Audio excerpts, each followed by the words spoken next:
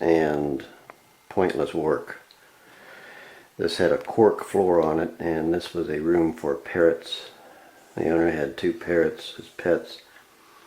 Parrots were pecking at the floor, and the reason why they were pecking at the floor was because of termites. So we're taking this room apart basically. Now, the owner thought there was a crawl space under here. There is not. But the pointless work is that those little white dots on the wall, which there was trim there, so they were above the trim, was where an exterminator came in and did a termite treatment. And that was pointless. It was wasted money, because that treatment would never get there. And for some reason they said they could not do the treatment through the floor. So I'll see if I can get a picture of the termites. Now this was the cork floor laid on top of 2 layers of plywood. And this is the underside, and I'll see if I can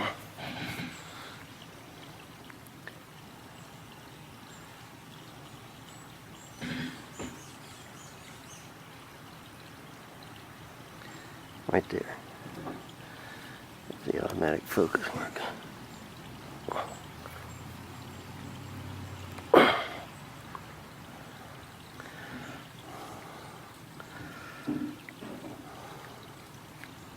I'm going to back off and, okay.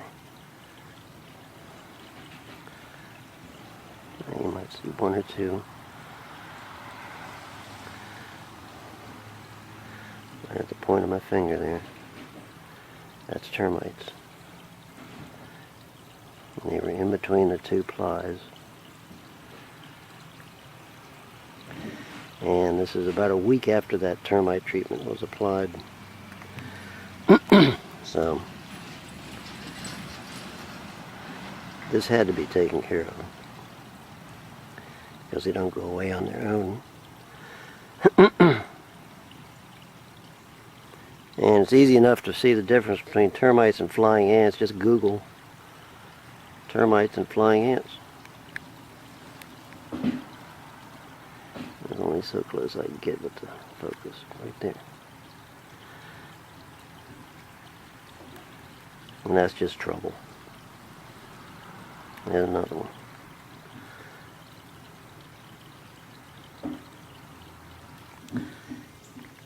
Cheryl, here's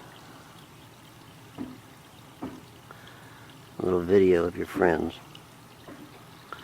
Those are termites.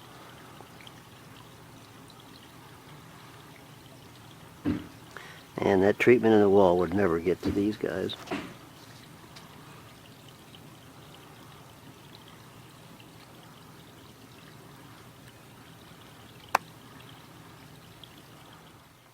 This is a crawl space, and this crawl space has an encapsulation, and that's that plastic. It's wrapped up all the block walls and on the floor as well. All the seams are sealed. The piers are sealed coming up. And on the opposite side of this wall right there, and that's those little holes we just did a termite treatment. On the opposite side of that wall is termite damage and moisture under a wood floor. So one of the drawbacks of the encapsulation systems is moisture is trapped behind that plastic. It has nowhere to go. And that's my suspicion as to what caused the damage on the other side. So we're going to peel that thing back and see what's behind there. So we've peeled back 2 layers of plastic, one with the insulation on it and the other the basic encapsulation plastic, and now I'll show you what's behind there.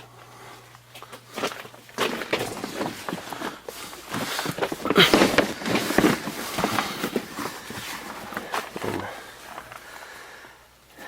that dark down at the bottom, that's where the water comes from. That's where the moisture comes from. These are hollow block, and you'll see this. Let me hit it down there.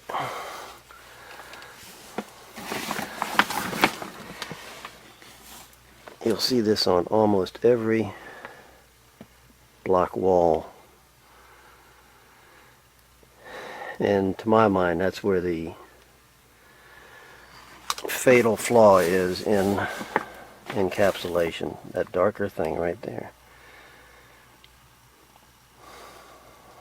And if it can't evaporate through that cinder block, it will stay in the wall. And that's exactly what happened in this case. Termites came from the ground, found their way inside the block, and they had food and they had water.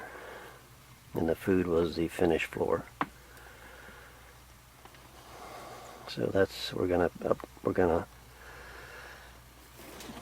work out some kind of ventilation down here.